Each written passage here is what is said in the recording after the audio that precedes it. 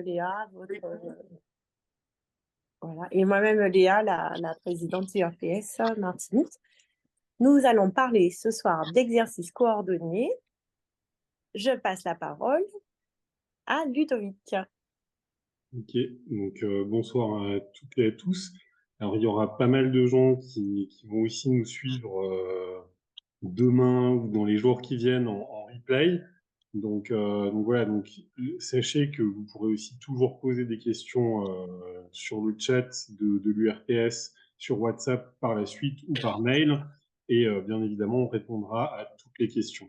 Voilà, donc l'objectif, c'est ce soir pour ceux qui suivent en direct de pouvoir poser directement les questions. Évidemment, n'hésitez pas à intervenir.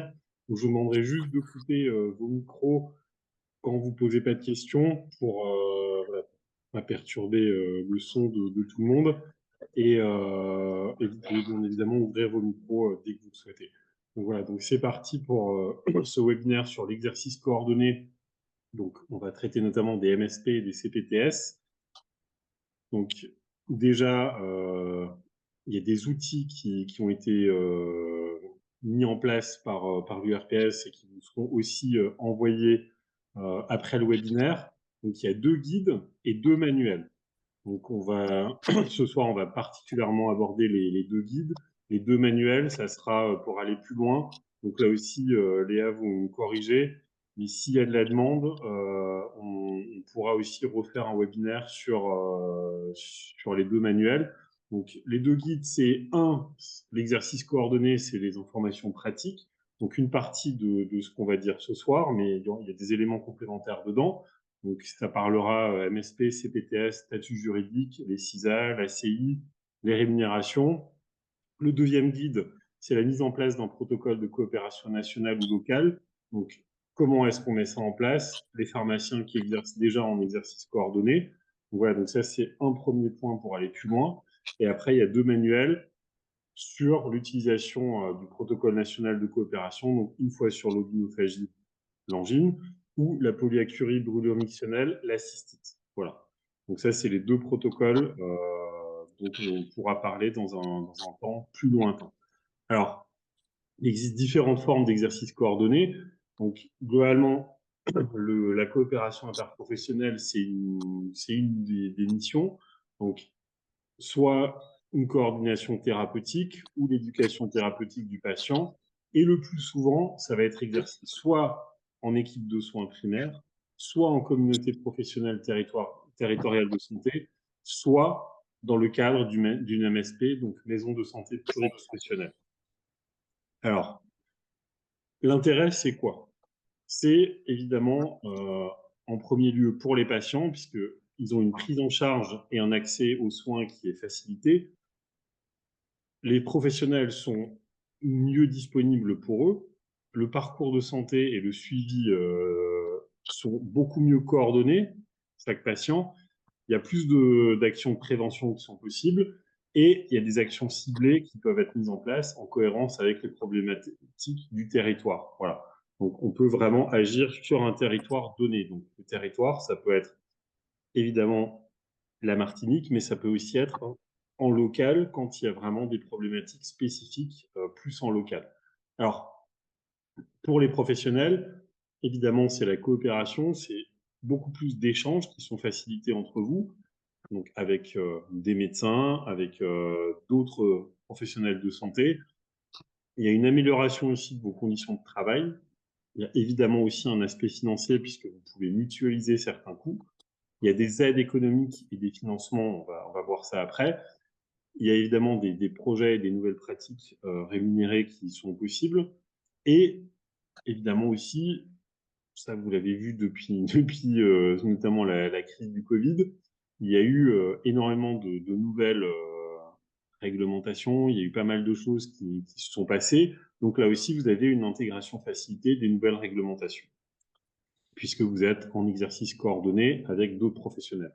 Donc, globalement, vous avez une de vos missions maintenant, c'est de coopérer avec d'autres professionnels de santé, que ce soit au niveau thérapeutique, au niveau de l'éducation thérapeutique du patient. C'est un de vos prérequis maintenant. Ensuite, il y a un vrai encouragement au niveau vraiment de l'État, du ministère de la Santé, la HAS, les ARS, puisque évidemment ça présente de nombreux avantages comme on l'a vu. Donc c'est vraiment quelque chose, une pratique qui est dans l'air du temps et qui est aussi vouée à se développer. Donc évidemment, l'objectif, c'est que vous preniez le train en marche. Voilà, donc ça, c'est très important. Donc il y a un premier échelon, c'est l'équipe de soins primaires. Donc ça va être vraiment, on va dire, la forme de coopération la plus simple, puisque ça nécessite la présence d'un seul médecin généraliste. Donc, l'avantage ou les avantages, c'est vraiment que c'est une forme très très souple, c'est moins formalisé et moins intégré que les maisons de santé. Voilà, donc ça, c'est quelque chose de plus facile. Maintenant, ça vous ouvre moins de portes aussi. Ça, il faut, voilà. Par exemple, pour les protocoles nationaux, dans le cadre des équipes de soins primaires, c'est pas toujours possible. Voilà. Donc, il y a des missions obligatoires dans l'ESP, donc transmission organisée d'informations. Donc ça, c'est vraiment le minimum. Donc, il faut définir un projet de santé. Donc, qu'est-ce que ça doit décrire, ce projet de santé? Enfin, il y a un minimum requis.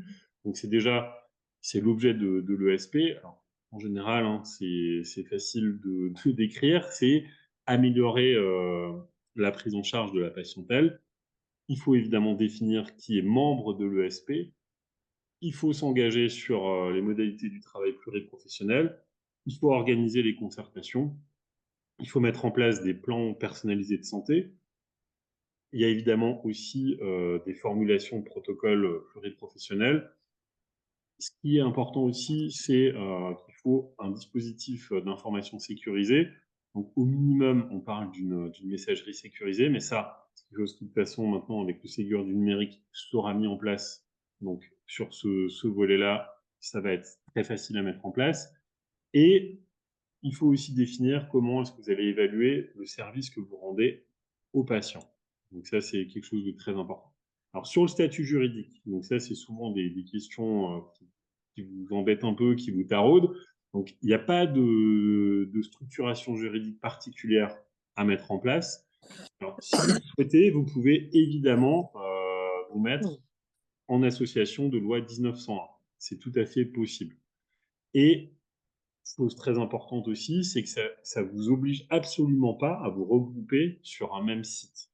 D'accord? Donc, vous pouvez très bien fonctionner dans vos médecins, dans son cabinet respectif, vous dans votre officine, il n'y a pas besoin d'être sur le même site.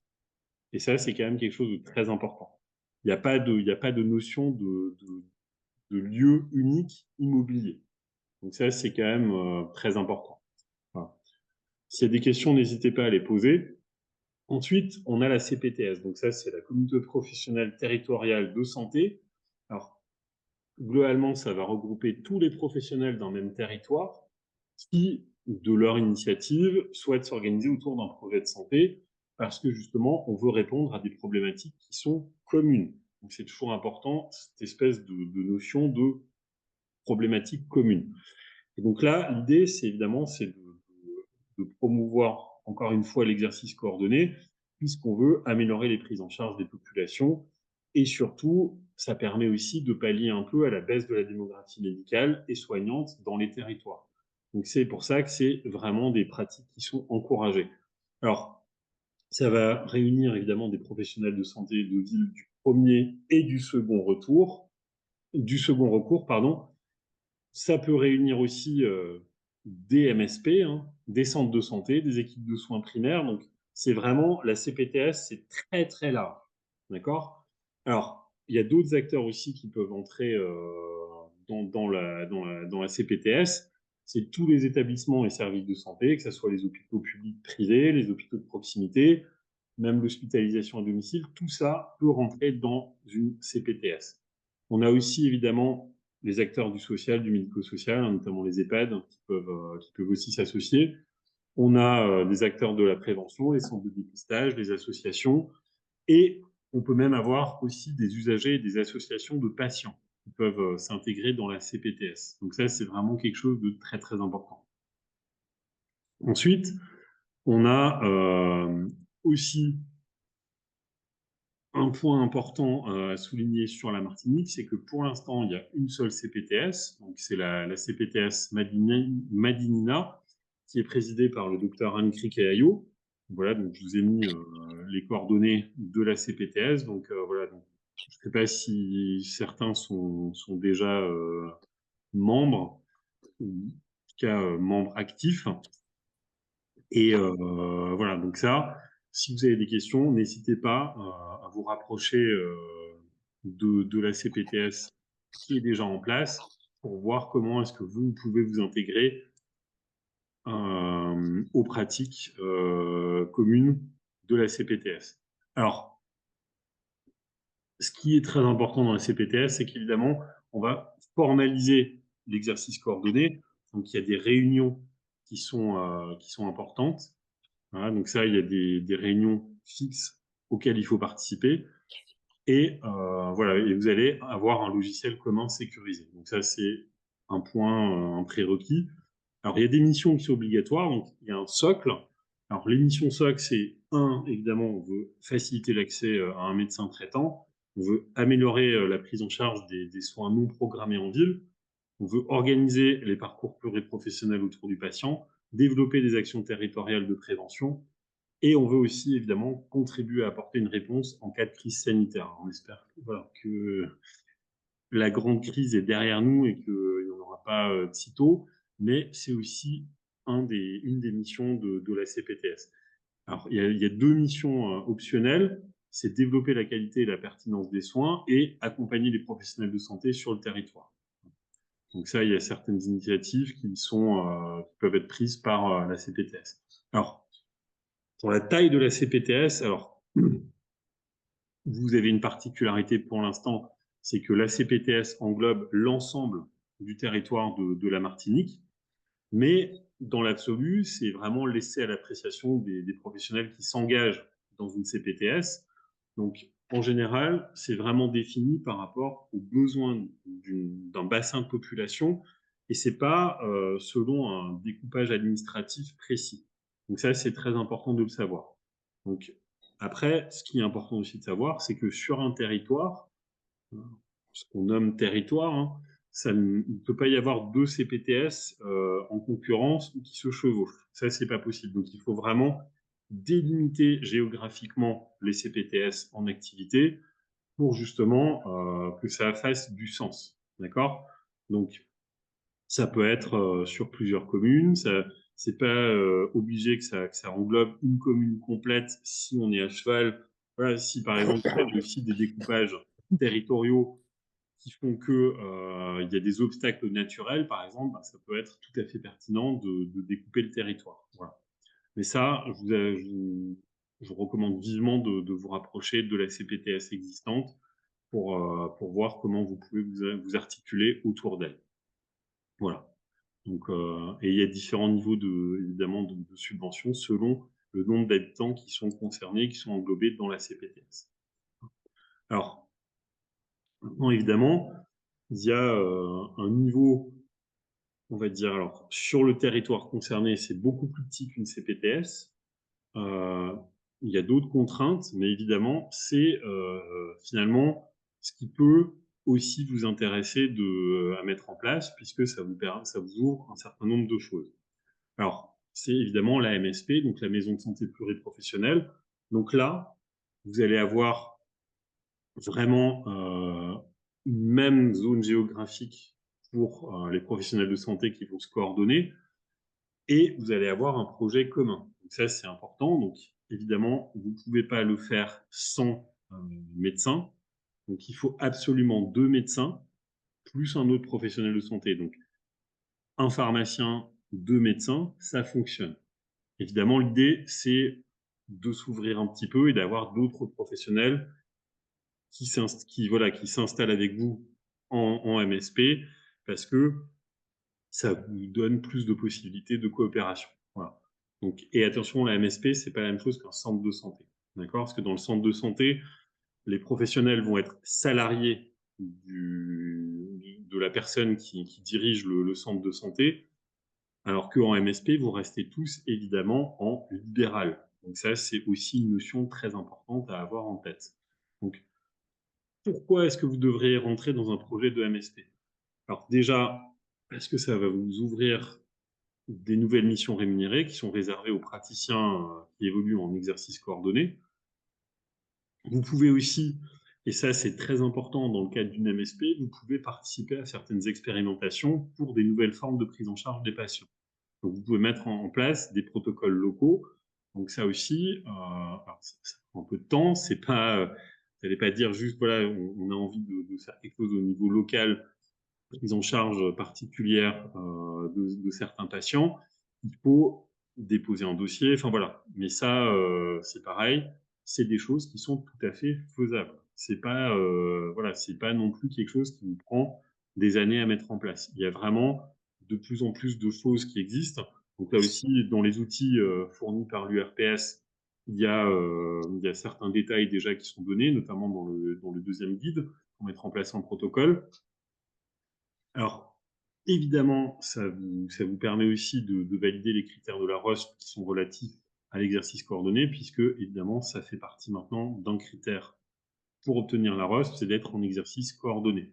Donc, c'est pas négligeable de réfléchir à se mettre d'ores et déjà en exercice coordonné. Parce que l'an dernier, il y a eu encore des dérogations, mais maintenant, les dérogations, il n'y en aura plus. Ensuite, vous allez aussi avoir des aides et des facilités pour intégrer les nouvelles exigences des autorités de santé. Donc voilà, donc ceux qui étaient déjà en exercice coordonné, ben, il y a eu notamment des aides pour la transmission sécurisée, par exemple. Vous pouvez aussi, et ça c'est très important, vous avez une vraie possibilité de mutualiser certains coûts via la CISA. Je vais revenir après sur ce que c'est une CISA, et vous pouvez partager des ressources. Donc vous pouvez par exemple salarier une secrétaire à temps plein ou à temps partiel selon le nombre de professionnels concernés. Mais tout ça, c'est des choses que vous pouvez faire en commun. Ça vous facilite aussi évidemment le recrutement de médecins remplaçants. Ça peut permettre aussi le remplacement par un autre généraliste de la MSP. Et ça facilite clairement le recrutement d'un éventuel successeur. Puisque un médecin qui va arriver dans le cadre d'une MSP, ben, il va avoir des facilités à s'installer. C'est de plus en plus comme ça. On s'en rend compte vraiment au niveau national. Et c'est vraiment quelque chose de très important.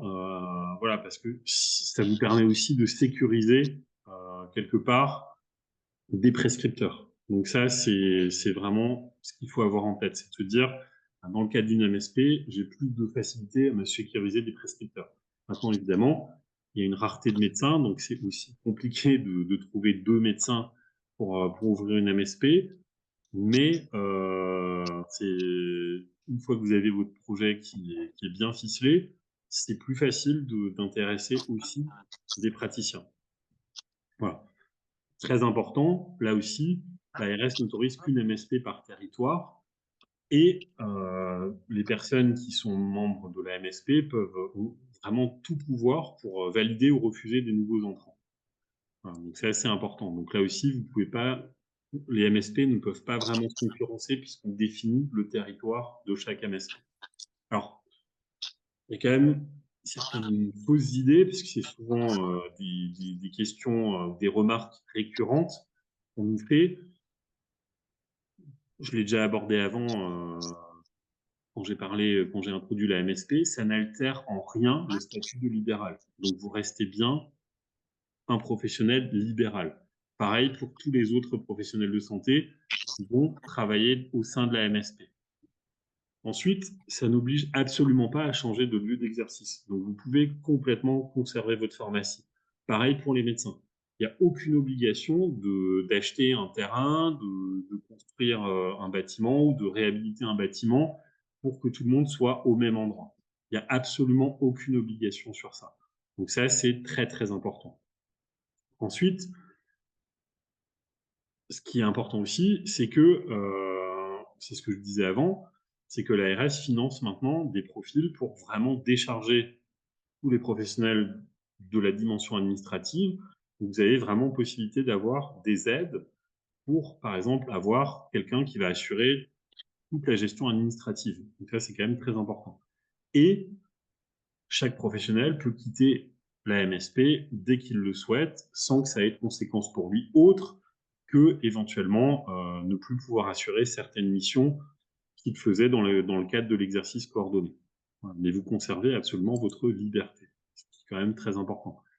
Il y a tout un tas de financements possibles. Alors, je ne vais pas rentrer dans tous les détails, mais il y a des possibilités de financer les préétudes, financement du bâtiment ou des équipements, financement de certains frais de fonctionnement, financement des projets de santé. Donc, il y a vraiment plein de sources de financement, l'ARS, l'assurance maladie, le FIR, donc Fonds d'intégration régionale, via l'ARS. Il y a la dotation d'équipement des territoires ruraux, il y a les conseils régionaux, départementaux, les communes, les communautés de communes, l'ADEME. Donc, il y a vraiment tout un tas d'organismes. Donc là aussi, pour ceux qui sont intéressés, ben voilà, il faut se renseigner un petit peu auprès de tous les acteurs. Il faut démarcher un petit peu les acteurs qui sont voilà, au niveau vraiment ultra local ou au niveau au moins du territoire de la Martinique, et ça vous permet d'obtenir un certain nombre de financements. Alors, pour la MSP, il faut obligatoirement prendre le statut de la CISA, donc c'est la Société interprofessionnelle de soins ambulatoires. Donc ça, c'est un statut qui a été spécialement créé il y a quelques années pour les MSP, pour pouvoir justement percevoir directement des rémunérations de l'assurance maladie, directement au nom de la structure. Parce que c'est important, toutes ces aides, tous les financements, ça ne peut pas être versé séparément à chaque professionnel. C'est la structure, donc via la CISA, qui va toucher toutes les aides. Voilà. Donc, les obligations, hein, il y en a des obligations, c'est évidemment c'est de mettre en place un exercice coordonné formalisé, donc c'est d'avoir un certain nombre de réunions sur l'année, c'est des réunions de travail, c'est de proposer des nouveaux services aux patients, donc ce que je disais avant, c'est de créer certains protocoles selon les pathologies que vous souhaitez traiter. C'est, et ça c'est aussi important, c'est que vous allez assurer la continuité et la permanence des soins. Vous allez assurer aussi en interne la formation des professionnels. Donc voilà, par exemple, dans le cadre des protocoles nationaux, il y a un minimum de formation à faire en interne avec les médecins. Donc ça, c'est des choses, voilà, c'est pareil, c'est énormément de choses qui sont déjà prédéfinies. Donc il suffit d'appliquer ce qui existe. Il n'y a pas besoin de réinventer la roue systématiquement. Voilà, donc il faut juste prendre le temps de lire ce qui existe et de l'appliquer. Et évidemment, il faut partager les informations. Et l'idée, c'est aussi, dans le cadre d'une MSP, vous pouvez beaucoup mieux partager les informations. Alors, il y a, on a identifié 7 étapes de création. Donc, première chose, évidemment, c'est de choisir les sociétaires. Donc, c'est minimum 2 médecins, un pharmacien. Mais comme je vous le disais, c'est beaucoup mieux d'élargir. Ensuite, vous allez rédiger les statuts. Donc là, on vous encourage vivement de vous entourer d'un conseiller juridique, puisqu'il saura mieux définir ce qu'il faut mettre dans les statuts, même si effectivement il y a aussi pareil, hein, il existe des statuts standards pour des MSP qui sont relativement bien faits. Il y a l'enregistrement des statuts, donc ça aussi ça se fait auprès du service des impôts des entreprises. Il faut ouvrir un compte professionnel auprès d'une banque, puisque la structure juridique sous forme de CISA a besoin d'un compte bancaire pour fonctionner, pour pouvoir notamment recevoir les aides et les rémunérations. Ensuite, il faut s'immatriculer au registre du commerce et des sociétés. Donc là aussi, je ne vais pas rentrer dans l'ultra détail, mais dans le guide, ça a été bien défini aussi. C'est il faut adresser un courrier au greffe du siège de la CISA ou sur le site internet InfoGreffe. Donc, ce qui est important, c'est une attestation de parution de l'annonce légale, un justificatif de jouissance des locaux, si vous avez des locaux, c'est attester sur l'honneur qu'il n'y a pas de condamnation et de filiation du gérant. Donc ça, c'est voilà, très très important. Il faut la pièce d'identité de l'ensemble des associés. Il faut remplir un formulaire CERPA, c'est le M0, et les suivants si nécessaire. Il faut déclarer les bénéficiaires effectifs. Et enfin, il faut adresser 2 chèques à l'ordre du greffe du tribunal de commerce pour les frais de dossier qui sont d'environ 100 €. Voilà. Et en dernier lieu, il faut faire assurer la publicité de constitution. Donc ça se fait au bulletin officiel des annonces civiles et commerciales. Alors, évidemment, il faut définir votre projet de santé. Donc là, vous allez effectuer un diagnostic préalable des besoins. Normalement, de toute façon, vous le faites puisque avant de vous associer dans une MSP, vous allez effectivement dire, OK, ben, qu'est-ce qu'on veut faire? Quels sont les besoins au niveau local? Donc voilà, on va prendre la zone de chalandise de votre pharmacie et vous allez dire, voilà, quels sont les besoins. Et après, vous allez définir les missions, les activités de la structure. Donc là aussi, vous avez quand même une large palette de ce que vous pouvez faire et vous pouvez bien évidemment commencer de façon réduite, restreinte, on va dire. Et après, évidemment, vous pouvez au fur et à mesure monter en puissance. Voilà. Il faut définir un projet professionnel. Il faut aussi voir comment est-ce que voilà, vous allez organiser la prise en charge des patients. Et évidemment, il faut définir un plan de financement. Donc là, le plan de financement, c'est surtout ben voilà, quelles aides vous allez avoir et qu'est-ce que vous voulez faire. Donc, il y a des MSP qui fonctionnent sans qu'il y ait un bâtiment. Évidemment, après, rien ne vous empêche plus tard, une fois que tout fonctionne, que ça tourne, de dire ben, finalement, on va regrouper les professionnels de santé. Donc, il faut savoir aussi que c'est souvent à l'initiative des pharmaciens. Pourquoi? Parce que vous avez déjà cette notion ben, de bien immobilier, puisque vous possédez en général votre officine. Donc, vous avez déjà cette notion-là. Vous avez la notion aussi, évidemment, d'avoir des salariés. Alors, dans le cadre de la MSP, je disais bien, chacun reste libéral, mais à partir du moment où il y aura à coordonner quand même des professionnels, c'est vrai que souvent le pharmacien a plus d'expérience puisque vous êtes habitué à travailler en équipe, alors que souvent, ben, les autres praticiens, ils travaillent souvent seuls ou éventuellement à deux.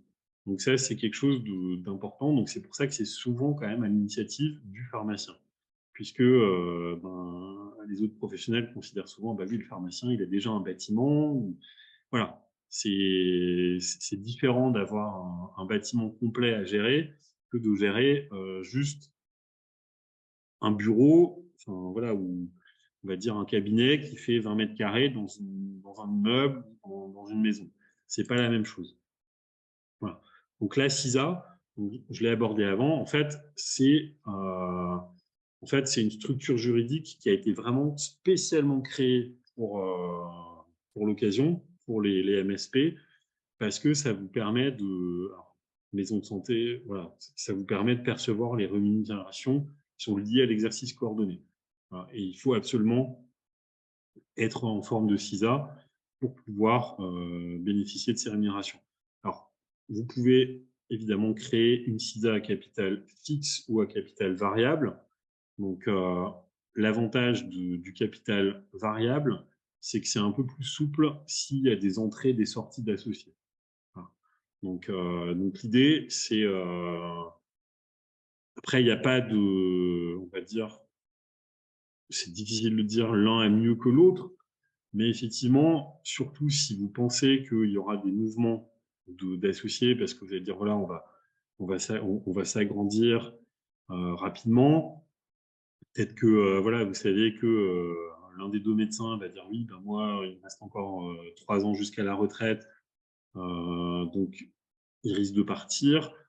Donc là aussi, l'avantage du capital variable, c'est que vous êtes moins embêté après pour la gestion administrative. C'est plus souple, on va dire. Il y a un peu plus de choses à définir au départ, notamment voilà, le capital minimum, le capital maximum, mais effectivement, ça va beaucoup mieux circuler de l'un à l'autre. Donc, globalement, c'est quoi l'objectif et les fonctions d'une CISA? C'est percevoir et répartir entre les professionnels de santé les rémunérations qui sont liées à l'exercice coordonné. Par exemple, dans le cadre des protocoles nationaux, il y a une rémunération, on va prendre le trot d'angine par exemple, il y a une enveloppe de 25 € par patient à répartir entre le pharmacien et le ou les médecins. D'accord? Donc, pour pouvoir percevoir cette rémunération-là, il faut absolument ce statut de CISA. Voilà, tout ce qui concerne la facturation de toute activité qui est liée à la coordination, ça passe par la CISA, et aussi la mise en commun des moyens. Voilà, donc finalement, c'est percevoir les subventions, les dotations publiques, hein, par exemple, c'est distribuer les rémunérations aux membres de la MSP, c'est aussi gérer les dépenses du collectif, et c'est regrouper les fonds individuels, voilà, puisque chacun peut amener du capital à la MSP.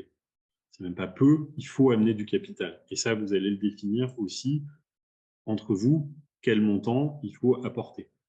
Donc, ce qui est important aussi, c'est qu'une fois que vous avez créé la CISA, vous pouvez vous engager auprès de l'ARS et de l'assurance maladie sur un cadre socle et des missions optionnelles, et vous allez signer en fait un accord de coopération interprofessionnelle qui va être valable pendant 5 ans.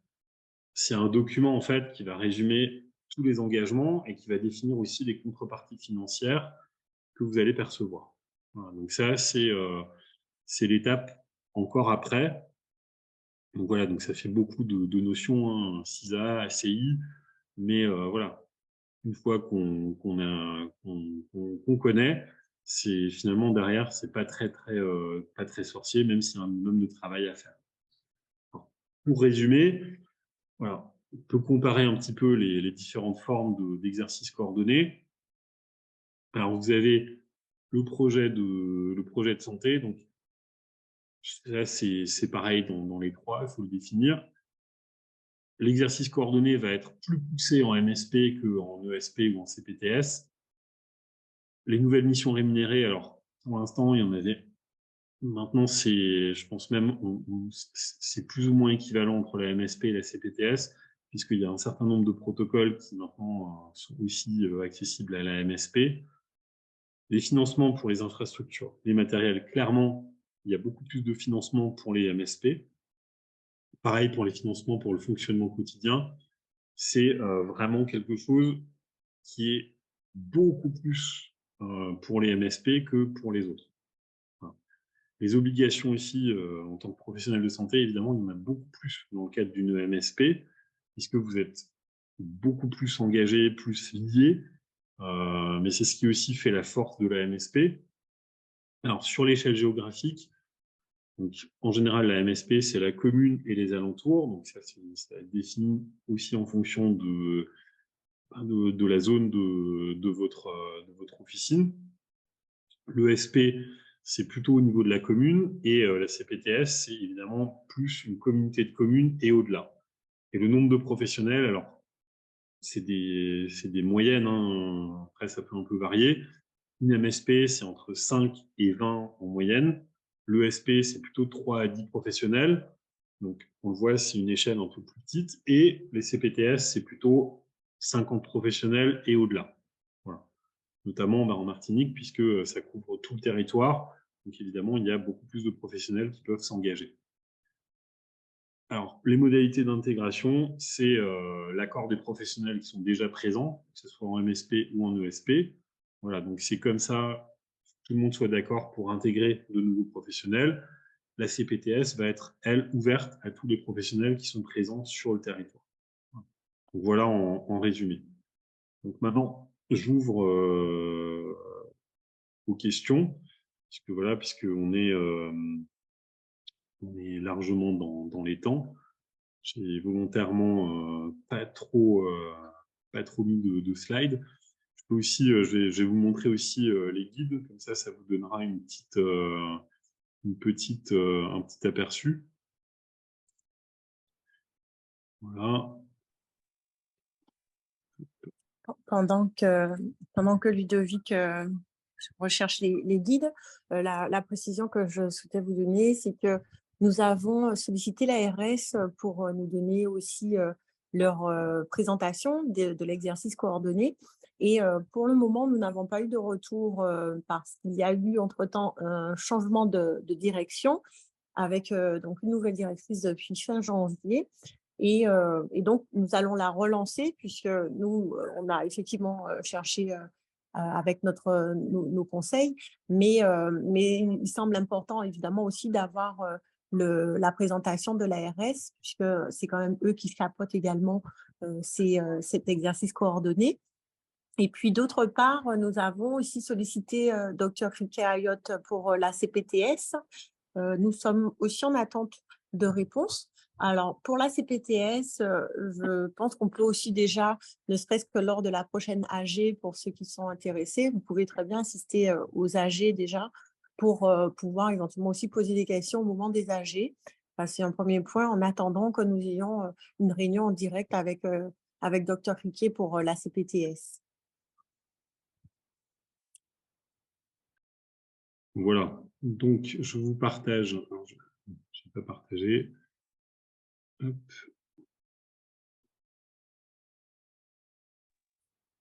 Est-ce que tout le monde Dès voit? qu'on aura les dates pour l'AG, on vous les transmettra. Est-ce que vous voyez bien mon écran?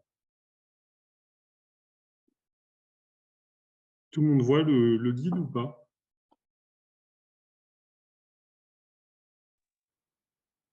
Oui. Ok, parfait. Donc voilà, donc le guide présente une partie de ce qu'on a déjà vu, mais avec plus de détails. Donc voilà, donc sur l'équipe de soins primaires, on l'a abordé, la CPTS aussi. On a aussi mis les étapes de création d'une CPTS. Pareil pour la MSP, ça on vous avait déjà montré. Et on a un petit peu plus de détails sur la CISA. Donc l'idée, c'est quelles sont les démarches à effectuer dans le cadre des entrées et des sorties en cas de capital fixe. Voilà, donc il y a des choses à savoir, c'est que par exemple, quand vous êtes en capital fixe, chaque entrée, chaque sortie, ça va impliquer une modification des statuts, donc ça va toujours nécessiter l'accord unanime des associés, sauf si vous avez prévu des dispositions contraires dans les statuts initiaux. Donc là aussi, c'est pour ça que je vous disais de bien vous faire accompagner sur la rédaction des statuts, parce qu'effectivement, ça peut rapidement, surtout voilà, plus vous êtes nombreux dans votre CPTS, dans votre MSP, pardon, plus il y aura de mouvements d'associés possibles, hein, et ça peut être assez rapidement embêtant. Voilà. Et ce qui peut aussi être important, c'est qu'il faut toujours faire une AG extraordinaire. C'est les statuts aussi peuvent prévoir que le gérant puisse accepter ou refuser seul l'agrément d'un projet de cession de parts sociales. Donc ça peut déjà aussi limiter les contraintes sur le capital fixe. Voilà. Donc une fois que l'associé va rentrer dans la société, il va effectuer un apport d'argent ou de biens et recevoir en contrepartie des parts. Donc, comme dans toute société, hein, vous êtes propriétaire d'un certain nombre de parts de la MSP. Voilà. Et il y a aussi moyen, évidemment, de racheter les parts d'un associé sortant, et le capital, du coup, va toujours être inchangé. Donc ça, c'est très important, et tout doit toujours, évidemment, être documenté par acte d'huissier ou par lettre recommandée avec accusé de réception. Donc ça, c'est très important dans le cadre du fonctionnement. Voilà. Et vous avez toujours l'obligation de publier dans le journal d'annonce légale, enregistré au service des impôts, au niveau du RCS. Voilà, donc ça, c'est pour le capital fixe. Et ce que je vous disais avant sur le capital variable, hein, c'est effectivement un moyen d'alléger substantiellement les formalités, hein, en cas d'entrée et de sortie. Alors, ce qui est important aussi, vous pouvez soit tout de suite créer en capital variable, mais si vous êtes en capital fixe, ça ne vous empêche pas derrière de passer en capital variable. Voilà. Ce qui est important, c'est de prévoir effectivement, c'est le capital minimum, le capital maximum, dans lesquels le capital peut varier. Et donc, ça vous évite cette procédure un peu fastidieuse de modification des statuts à chaque entrée ou sortie d'associé. Voilà, donc, c'est pour ça que il y en a quand même pas mal qui optent pour ce statut-là. Voilà. Donc ça, c'est très important. Par contre, le capital minimum, il ne peut pas être inférieur au 10e social stipulé dans les statuts. Donc ça, c'est important. Mais en tout cas, dans votre fourchette, ça varie sans problème, sans que vous ayez tout le temps besoin de refaire toutes les publications. Donc ça, et ça dépend aussi, voilà, il faut tout définir quand même dans les statuts, ça c'est assez important de ne pas se rater. Et après, on a évoqué avant l'ACI. Donc, qu'est-ce que c'est l'ACI? Alors, en fait, ça va être un engagement que vous signez avec l'ARS et avec l'assurance maladie sur l'accès aux soins renforcés, sur un travail d'équipe et de coordination qui va être facilité et un développement des systèmes d'information partagés. Donc, c'est valable 5 ans. Comment est-ce qu'on calcule le montant attribué? Alors, je ne peux pas vous donner un montant fixe, c'est pour ça qu'on peut donner voilà, des ordres de grandeur. Il faut savoir que le montant que vous allez attribuer, qui va être attribué, c'est en fonction de l'accès aux soins, qui est le premier axe. Dans le deuxième axe, c'est le travail en équipe et coordination. Et dans le troisième axe, qui est le système d'information.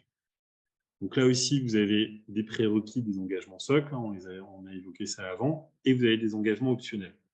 Enfin, globalement, vous recevez pour chaque chose que vous faites des points. Et un point, ça vaut 7 euros. Donc, je vais vous montrer après tous les points qu'on peut grappiller. Donc ça, c'est pour les rémunérations fixes. Et il y a une rémunération variable. Donc ça, c'est un nombre de points qui est attribué pour une patientèle de 4000 patients, pardon, qui correspond à la patientèle moyenne des MSP. Voilà. Évidemment, il y a un calcul qui est fait, donc c'est le nombre de points variables fois la patientèle de la structure, divisé par 4000 fois 7 euros. Donc le maximum, c'est 4000 patients. Donc si après vous en avez 4500, vous ne pouvez pas dépasser le montant maximum qui sera donc de 4000 fois 7 euros. Normalement, c'est ça, ça qu'il faut retenir. Voilà. Et il y a un calcul, ça va toujours être en fonction de la patientèle qui avait dans la MSP au 31/12 de l'année qui est considérée. Voilà. Alors, qu'est-ce que vous pouvez avoir comme financement? Donc, il faut savoir, voilà, par exemple, l'ouverture, il faut être ouvert de 8h à 20h, samedi matin, et sur les congés scolaires, et hop, ça vous rapporte 800 points fois 7 euros. Donc, c'est pas négligeable, hein. On voit que ça peut monter assez vite. Fonction de coordination, hop, 1000 points fois 7 euros, c'est 7000 euros. Protocole pluriprofessionnel, 800 points fois 7 euros. Voilà, donc vous avez quand même pas mal de possibilités. Donc je ne vais pas rentrer complètement dans tous les détails, mais vous voyez, il y a quand même un certain nombre de points et donc de financements à grappiller tout au long de l'année. Voilà. Donc voilà pour le premier guide. Alors, hop, je vais vous montrer quand même le deuxième.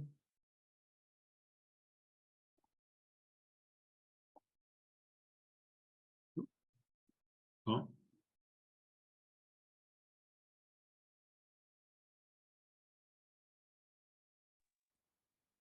Par contre, j'avais une interrogation, Ludovic, parce Oui, que au niveau des membres, donc c'est 2 médecins, mais il n'y a pas de pharmacien hein, dans les MSP. Enfin, nous, on a 4, je crois, MSP en Martinique, mais il n'y a pas de pharmacien parce que, en fait, vous disiez que c'était 2 médecins et un alors pharmacien. c'est C'est deux pas 2 médecins. médecins et un Alors, paramédical?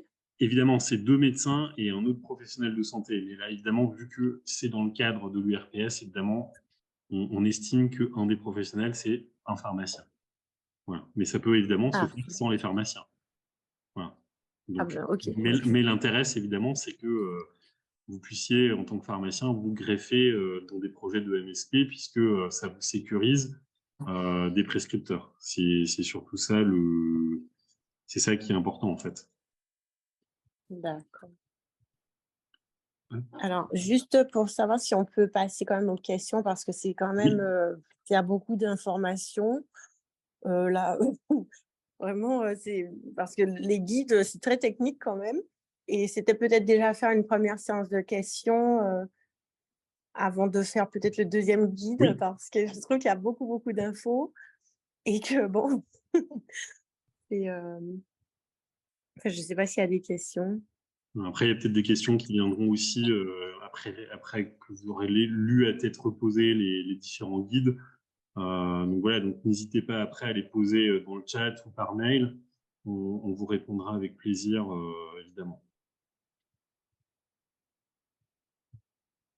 Alors, bah, du coup, moi, j'ai une autre interrogation. Là, vous nous avez dit une MSP par territoire, mais qu'est-ce qu'on entend par territoire? C'est, Bah, je en vous ai fait, dit une MSP par territoire, mais un territoire, ça c'est, va être, ça va être le territoire sur lequel exercent les professionnels de santé qui vont se coordonner. Voilà. mais c'est un quartier, c'est une commune, c'est un regroupement de communes, enfin, c'est un quartier alors. Ça va être un quartier. Après, ça dépend évidemment de votre zone, puisque si, on va dire, s'il y a 2 médecins sur 10 communes, la MSP peut être plus large, évidemment. Après, l'idée, c'est quand même qu'il n'y ait pas de concurrence déloyale entre, par exemple, entre 2 officines, hein, l'une qui va avoir une MSP et l'autre pas. L'idée, c'est quand même, c'est pour ça que le territoire de la MSP peut pas non plus être aussi grand que celui d'une CPTS. Voilà, c'est ça qui est important. Et évidemment, je sais que c'est une question que beaucoup se posent, c'est sur le compérage. Donc là aussi, évidemment, le patient a toujours le choix de son pharmacien. C'est très important de le savoir. Et c'est pour ça aussi que, notamment, bah, il y a des protocoles de coopération qui encadrent justement les pratiques. Mais effectivement, dans le cadre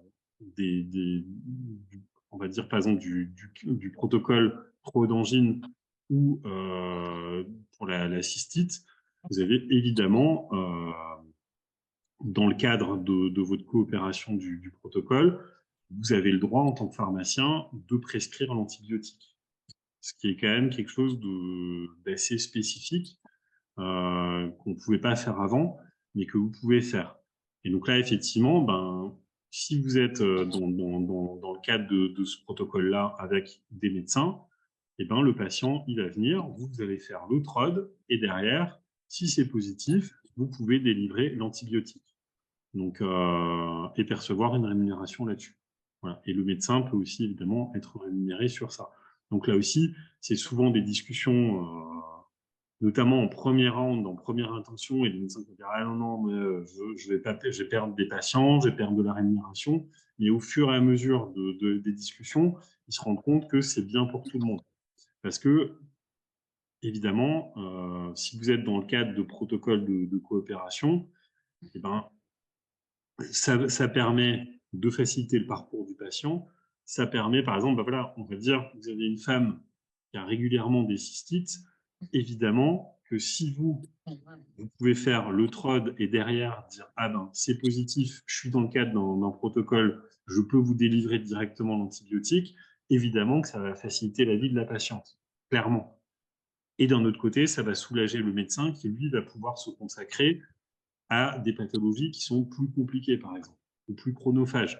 Donc ça, c'est très important aussi, parce que faut quand même le souligner, c'est qu'on a moins de médecins, et en plus, en Martinique, il y a un vrai souci de vieillissement des médecins, hein. Ça, c'est, voilà, je pense que vous le savez tous et toutes. Et ça, c'est quelque chose, donc, du coup, aussi, qui peut soulager les médecins. Voilà, même si en première intention, ils vont souvent dire, ah non, moi, je veux pas déléguer mon travail. Mais d'un autre côté, une fois qu'on a bien défini les choses, évidemment que c'est bien aussi pour les médecins. Et ça, c'est quand même important d'avoir ça en tête et de le présenter aussi de cette manière-là. Voilà. C'est très, très important. Alors évidemment, hein, ça fait beaucoup d'étapes. Si vous n'êtes pas encore en exercice coordonné, évidemment, pour arriver jusqu'au protocole de coopération, il y a un certain nombre d'étapes à mettre en place. Mais encore une fois, vous n'êtes pas obligé de dire, ben, dans 6 mois, il faut que je mette en place les 4 protocoles nationaux qui existent. et en plus encore des protocoles locaux. C'est pas comme ça qu'il faut raisonner. Il faut vraiment raisonner à moyen terme et se dire, OK, dans un premier temps, je franchis une première étape, je me mets en MSP ou je rejoins la CPTS, ce qui ne vous empêche pas après d'ouvrir une MSP. Enfin, vous voyez, il y a vraiment beaucoup de choses que vous pouvez faire.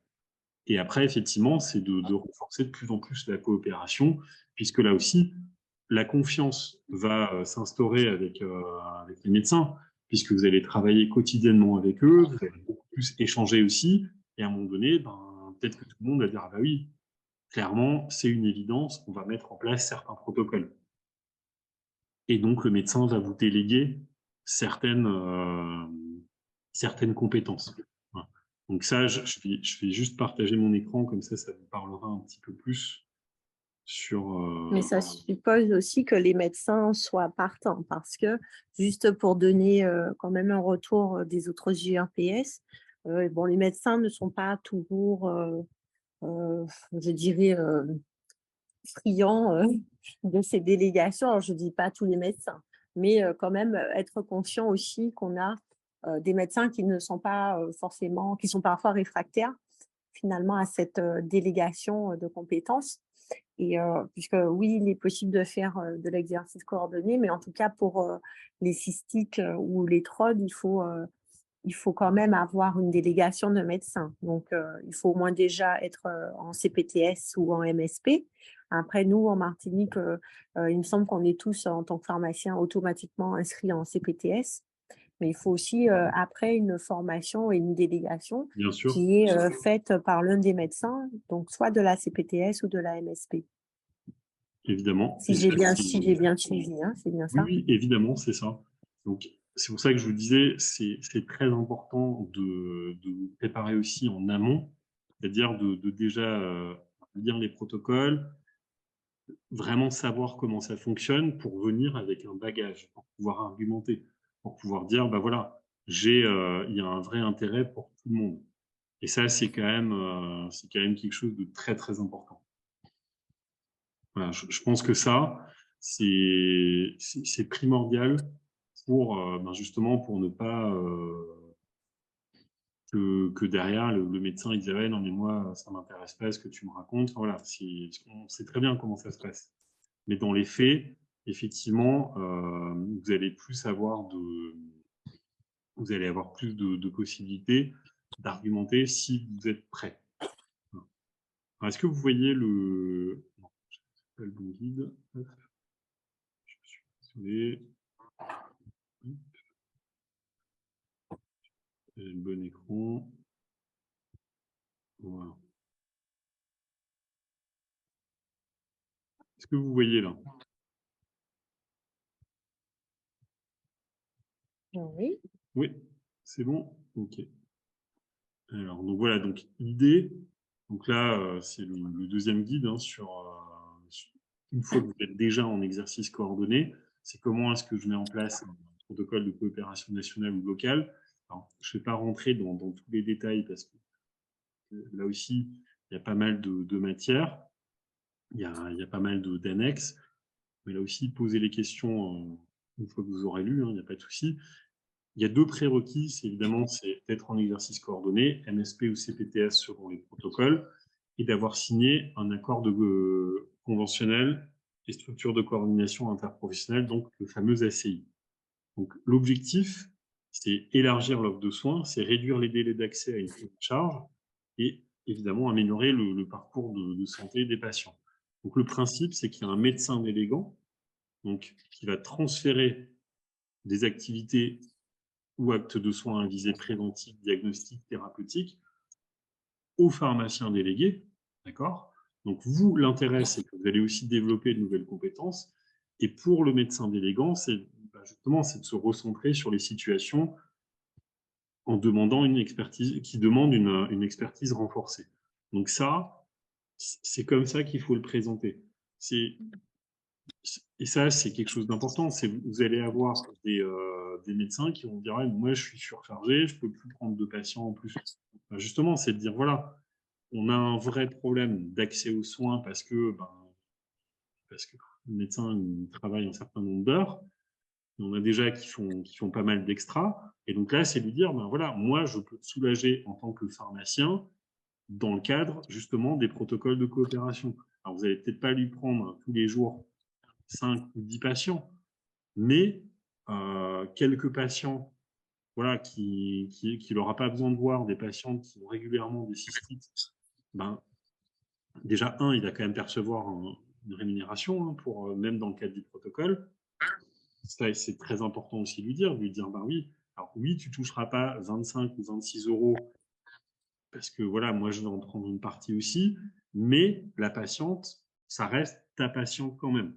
Ça, c'est très important. Et vous allez voir les patients que dans le cadre vraiment de certaines pathologies très spécifiques. D'accord? Et ça peut aussi vous permettre après de dire, ben, on va mettre en place des protocoles spécifiques au niveau local parce qu'on a une vraie problématique sur telle ou telle pathologie. Voilà. Et là aussi, le médecin, vous allez dire, voilà, ben, ça te permet de prendre plus d'autres patients ou de consacrer un peu plus de temps. Enfin voilà. Et ça, c'est un vrai enjeu. On avait le cas sur un territoire où, par exemple, il y a un seul oncologue il a dit, voilà, moi j'ai des patients qui sont en traitement très très lourd pour le cancer, j'ai 10 minutes à leur consacrer quand je les vois. Et il travaille, je sais plus, enfin, genre, il commence à 6 heures du matin, il finit à 21 heures ou à 22 heures. Donc voilà, donc c'est aussi ce genre de choses qu'il faut voir et qu'il faut mettre sur la balance. C'est très très important.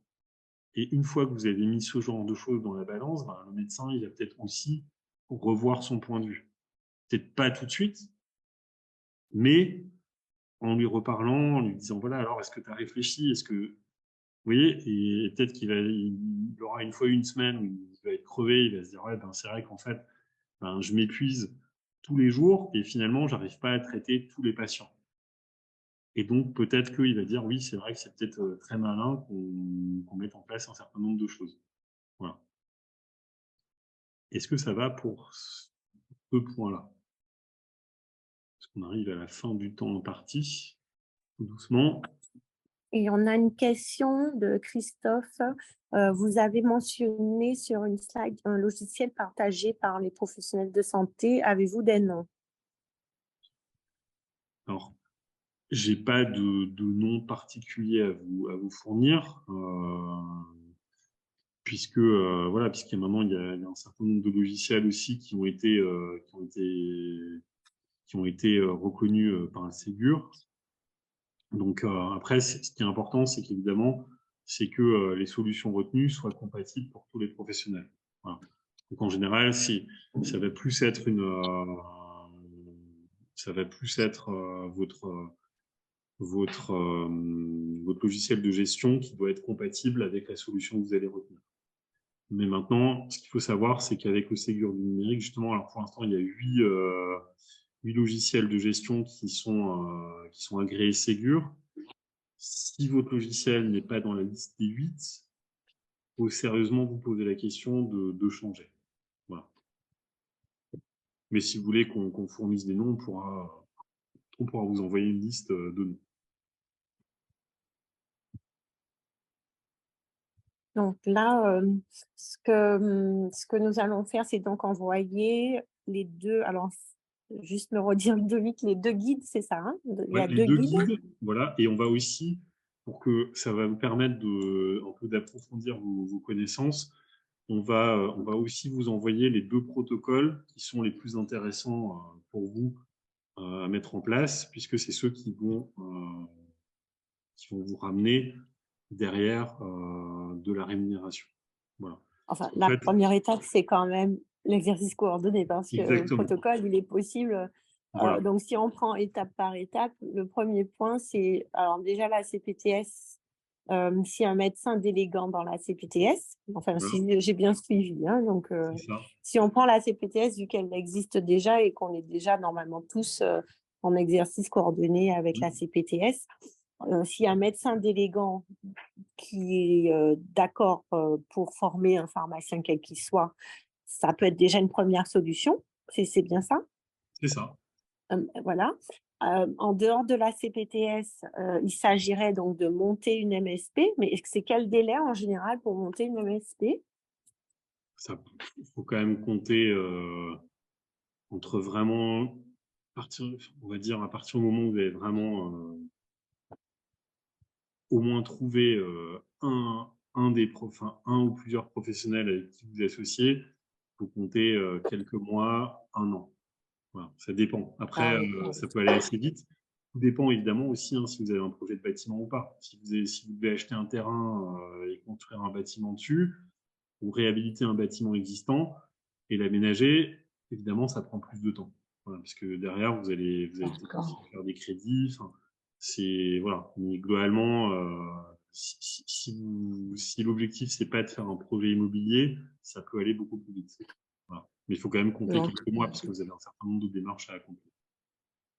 et donc, une fois la MSP montée, à ce moment-là, c'est de la même façon qu'avec la CPTS, avoir un médecin délégant de la MSP, ce qui permet donc aux pharmaciens de faire de la dispensation protocolisée. Voilà. Alors, il faudra, normalement, il faut que vous ayez les deux médecins de la MSP soient délégants, puisqu'il faut qu'un médecin soit toujours disponible dans les 24 heures pour pouvoir l'appeler. Voilà, et donc, il faut que si le médecin n'est pas là, parce que tout le monde prend des congés, s'il est en congé, que le deuxième médecin puisse prendre le relais. Voilà. Donc, c'est pour ça que c'est Mais important.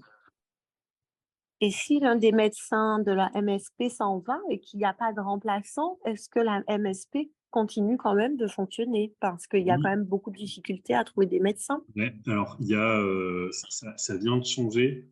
Avant, il y avait un vrai souci dès 6 mois avec un seul médecin. Maintenant, le délai a été rallongé. Donc, normalement, vous avez une bonne année pour trouver un deuxième médecin. Voilà. Ah. Donc, ça, c'est aussi. Et après, je pense que il faut voir avec l'ARS parce que, effectivement, il y a des possibilités peut-être aussi euh, de monter. Ça, il faut voir évidemment, mais déjà d'amener un médecin et après vous avez peut-être plus de facilité aussi d'en convaincre un deuxième. Voilà. Mais je sais que c'est le prérequis, enfin, c'est l'étape parfois la plus difficile pour monter une MSP, c'est d'arriver à avoir deux médecins. Mais Mais après, c'est des généralistes ou des spécialistes? des généralistes. Vous pouvez, c'est deux médecins généralistes. Après, rien ne vous empêche aussi de prendre des médecins spécialistes. Mais normalement, En c'est des plus médecins, alors, en normalement, c'est plus. des généralistes. D'ailleurs que les autres, c'est en plus, quoi. Voilà, c'est C'est-à-dire, ça. en plus. Voilà. Parce qu'après, vous pouvez prendre, voilà, un cardiologue. Enfin, il n'y a pas de, il y a aucune limite. Mais effectivement, il faut des médecins généralistes. Je ne sais pas s'il y a des questions, parce que s'il y a juste pour dire que s'il n'y a pas d'autres questions, on va donc envoyer par mail, à la fois le replay et les 2 guides. Oui, Comme, je vous le disais, aussi, nous allons, de nouveau, solliciter l'ARS et la CPTS pour pouvoir, faire des échanges, je dirais, avec d'autres, interlocuteurs également que juste notre URPS, hein, qu'on puisse avoir, les acteurs directs, donc au minimum, la CPTS et l'ARS. Et puis nous ferons d'autres sessions de webinaire pour, approfondir, ce que vous allez, trouver dans les guides.